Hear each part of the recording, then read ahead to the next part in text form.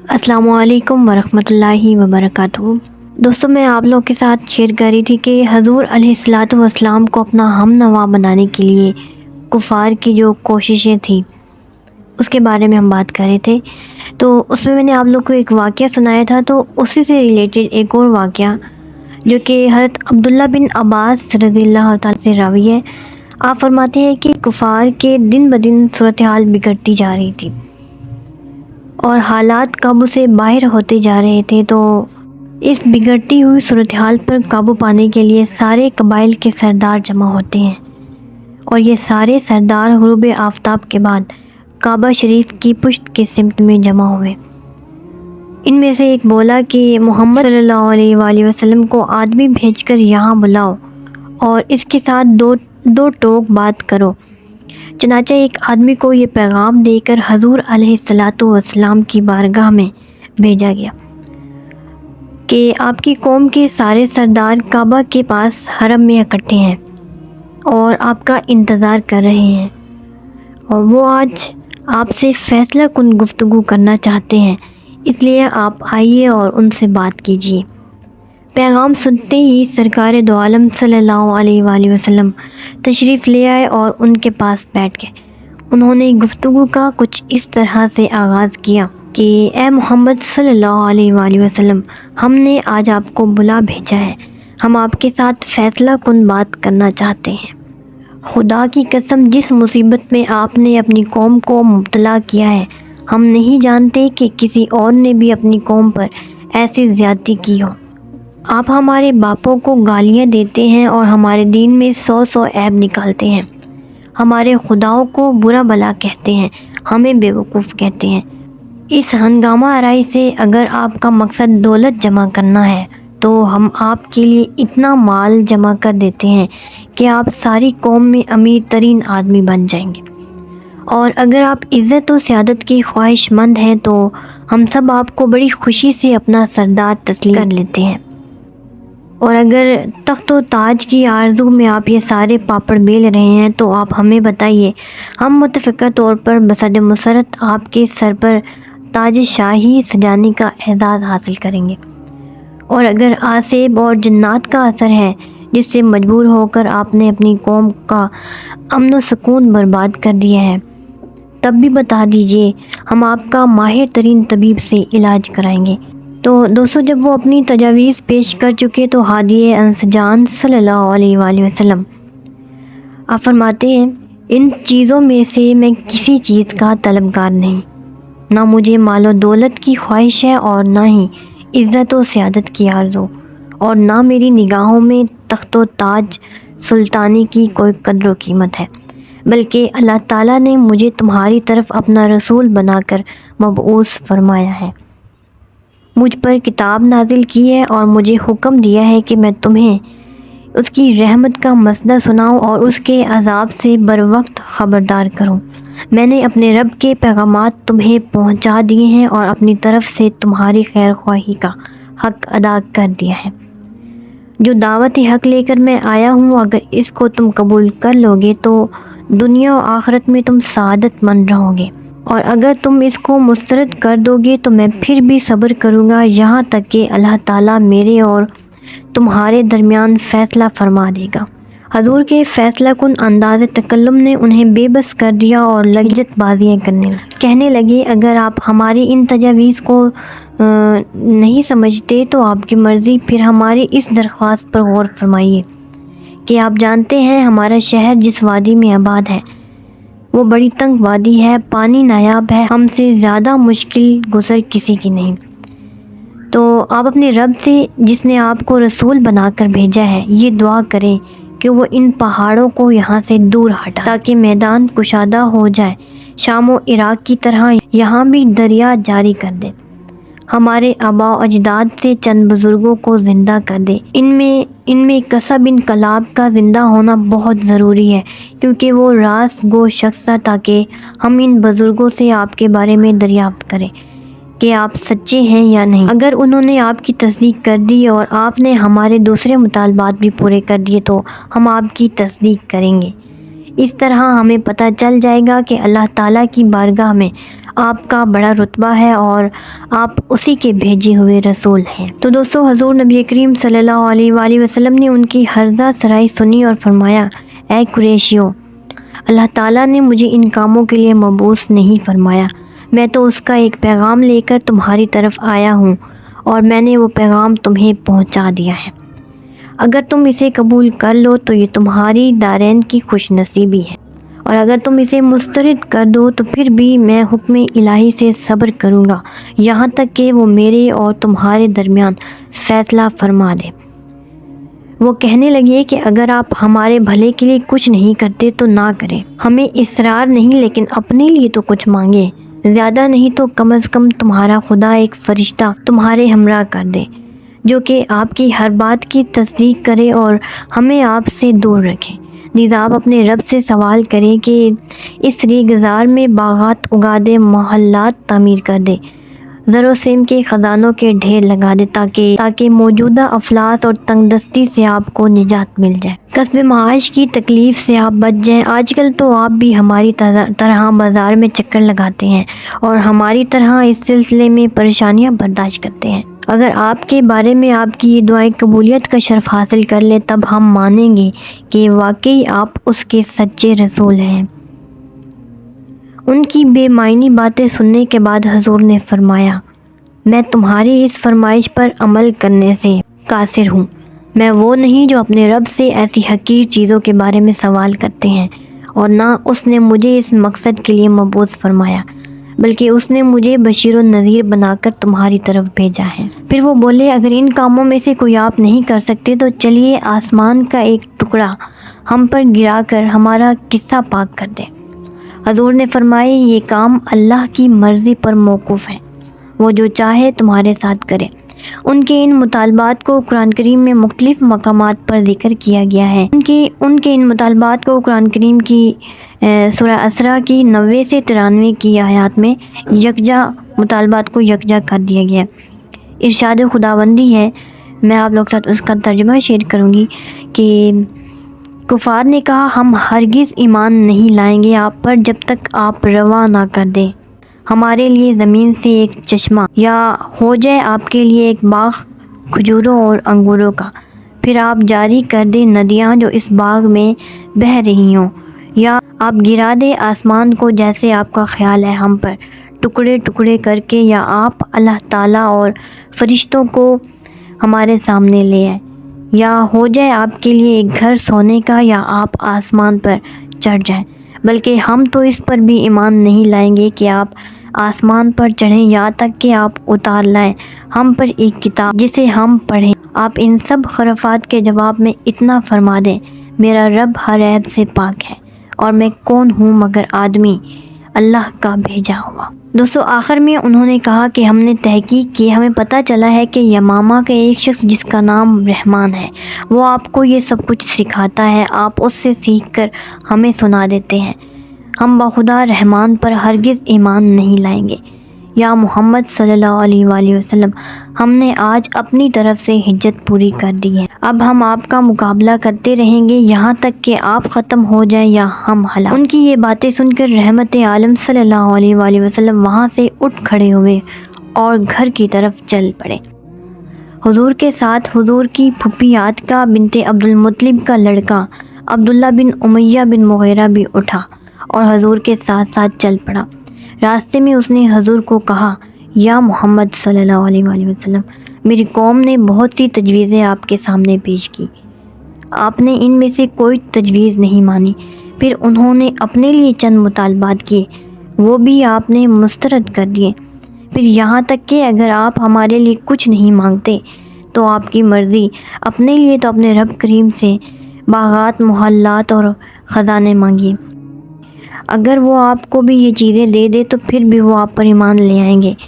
وہ بھی آپ نے ٹھکرا دی۔ پھر انہوں نے وہ عذاب نازل کرنے کا مطالبہ کیا جس سے آپ ہر وقت ان کو ڈراتے رہتے ہیں، یہ بات بھی آپ نے نہ مانی۔ بخدا میں تو اب کسی قیمت پر ایمان نہیں۔ یہ لاف زنیاں کرتا ہوا وہ اپنی گھر کی طرف چلا۔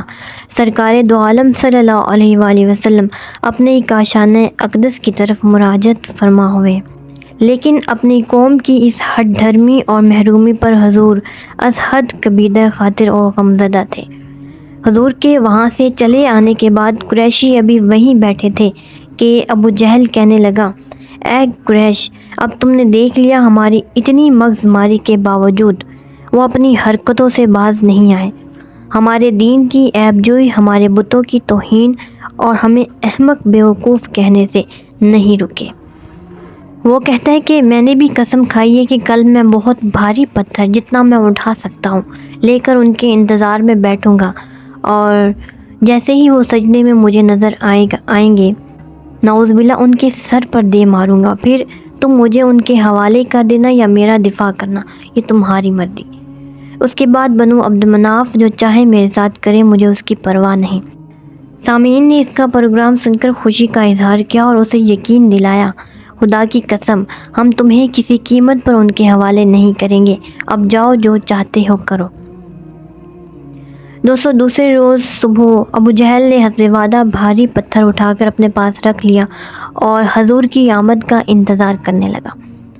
حضور حسب معمول صبح سویرے تشریف لائے، حجر اسود اور رکن یمانی کی دیوار کو قبلہ بنا کر نماز کی نیت باندھ لی۔ ہجرت سے پہلے حضور جب بھی نماز ادا کرنے لگتے اسی جگہ کھڑے ہوتے، کعبہ کو اپنے اور بیت المقدس کے درمیان رکھتے۔ قریش بھی ادھر ہی دیکھ رہے تھے کہ ابو جہل کیا کرتا ہے۔ حضور جب اپنے رب کی جناب میں جھکے تو ابو جہل اٹھا، پتھر اٹھایا اور حضور کی طرف چل پڑا۔ جب قریب پہنچا تو دفعتاً پیچھے کی طرف بھاگا۔ چہرے کا رنگ اڑا ہوا تھا اور جس ہاتھ میں اس نے پتھر اٹھایا ہوا تھا وہ سوکھ گیا، یہاں تک کہ اس نے پتھر پھینک دیا۔ قریش دوڑ کر اس کے پاس آئے، پوچھا، اے ابو جہل کیا بات ہے؟ کہنے لگا کہ جب پتھر اٹھا کر میں ان کے نزدیک پہنچا اور ارادہ کیا کہ آپ کے سر پر دے ماروں تو ایک نر اونٹ منہ کھولے مجھے کھانے کے لیے میری طرف لپکا۔ اس کی کھوپڑی اتنی بڑی تھی اور اس کی گردن اتنی موٹی تھی کہ میں نے آج تک کسی اونٹ کو نہیں دیکھا۔ کفار نے پہلے حضرت ابو طالب کے ذریعے حضور کو اپنے مشن سے دستبردار کرنا چاہا، اس میں بھی ناکامی ہوئی، پھر براہ راست حضور کی خدمت میں حاضر ہو کر طرح طرح کی پیشکشیں شروع کر دی، کبھی انفرادی طور پر اور کبھی اجتماعی طور پر۔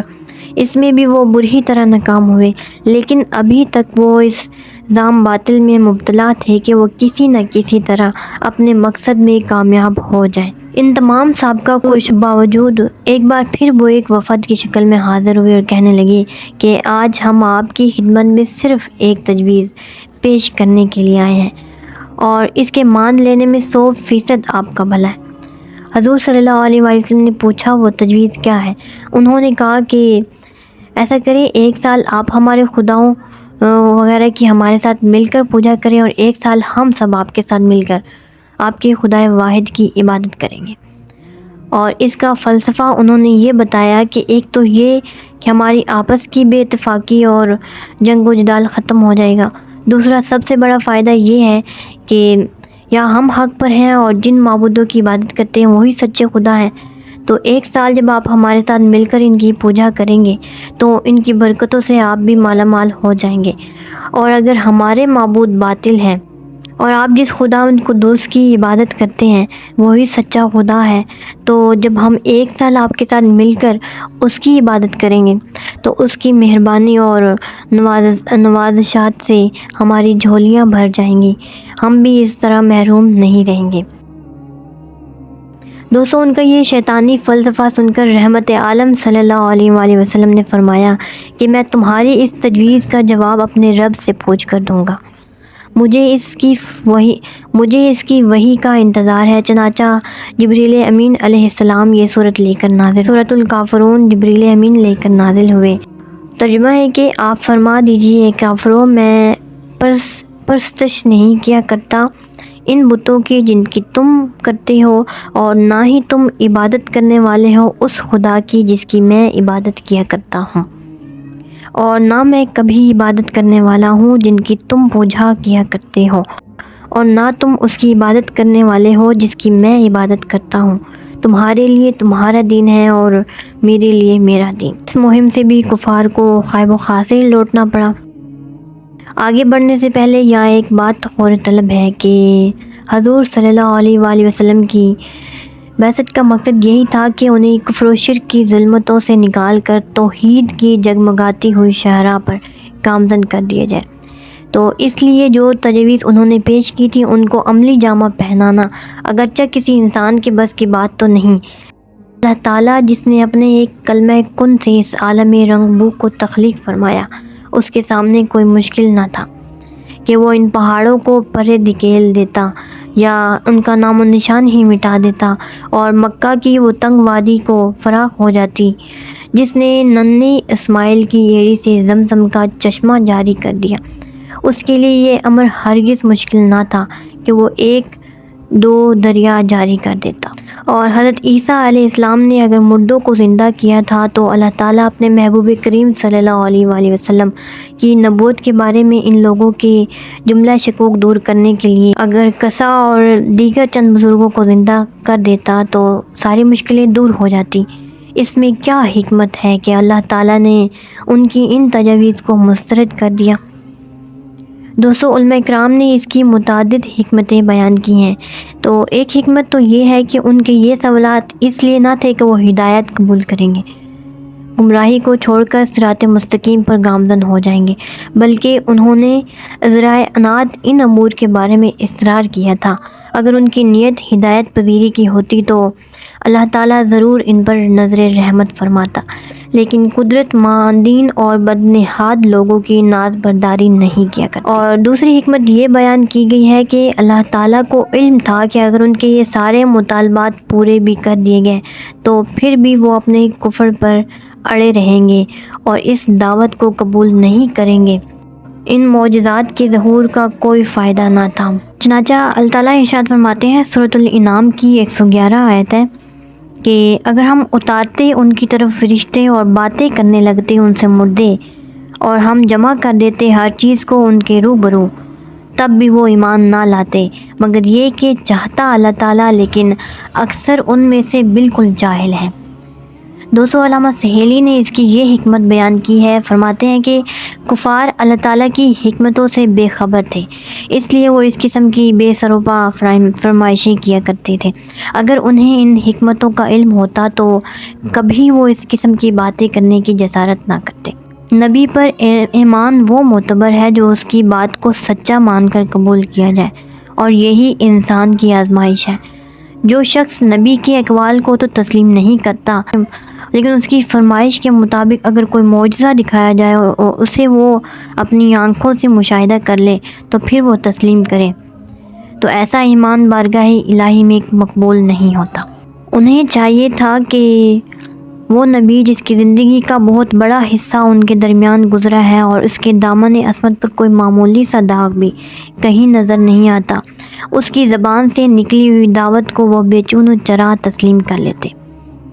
نبی کے ارشاد پر تو ایمان لانے کے لیے وہ تیار نہیں، لیکن اپنے ذاتی مشاہدات کو وہ حق کے پہچاننے کا معیار قرار دیتے ہیں۔ ایسا ایمان اللہ تعالیٰ کی جناب میں منظور نہیں۔ اور اس کی سب سے بڑی حکمت یہ ہے کہ جب بھی کسی قوم نے اس قسم کا معجزہ طلب کیا اور ان کے مطالبے پر وہ معجزہ دکھایا گیا اور پھر بھی وہ ایمان نہ لائے اور کفر پر اڑے رہے تو اسی وقت ان پر عذاب الہی نازل ہوا اور ان کو تہس نہس کر کے رکھ دیا گیا۔ دوستو، حضرت ابن عباس رضی اللہ عنہما سے مروی ہے، امام احمد، نسائی، حاکم اور ضیاء نے حضرت ابن عباس سے روایت کیا ہے، آپ نے کہا کہ اہل مکہ نے اللہ کے پیارے رسول صلی اللہ علیہ وآلہ وسلم سے یہ مطالبہ کیا کہ صفا کی پہاڑی کو سونا بنا دیا جائے اور پہاڑوں کو دور ہٹا دیا جائے تاکہ کھلے میدانوں میں وہ زراعت کر سکیں۔ جبریل امین علیہ السلام بارگاہ رسالت میں حاضر ہوئے اور عرض کی، یا رسول اللہ، آپ کا پروردگار آپ کو سلام فرماتا ہے اور آپ کو یہ پیغام دیتا ہے کہ اگر آپ چاہیں تو صفا کی پہاڑی ان کے لیے سونا بن جائے۔ اگر اس کے بعد ان میں سے کسی نے کفر کیا تو اس کو میں ایسے المناک عذاب میں مبتلا کروں گا جس میں آج تک کسی کو مبتلا نہ کیا گیا ہو، اور اگر آپ کی مرضی ہو تو میں ان کے لیے توبہ اور رحمت کا دروازہ کھلا رکھوں۔ حضور نے اپنے کریم و رحیم خدا کی بارگاہ میں عرض کی کہ اے میرے پروردگار، تیرے اس بندے کی مرضی یہ ہے کہ تو ان کے لیے رحمت کا دروازہ کھلا رکھے۔ गाइस آج کی ویڈیو کو میں یہیں پر وائنڈ اپ کرتی ہوں اور ایک نئی ویڈیو کے ساتھ پھر ملتے ہیں، اور چینل کو سبسکرائب کرنا مت بھولیے گا۔ تھینک یو سو مچ، اللہ حافظ۔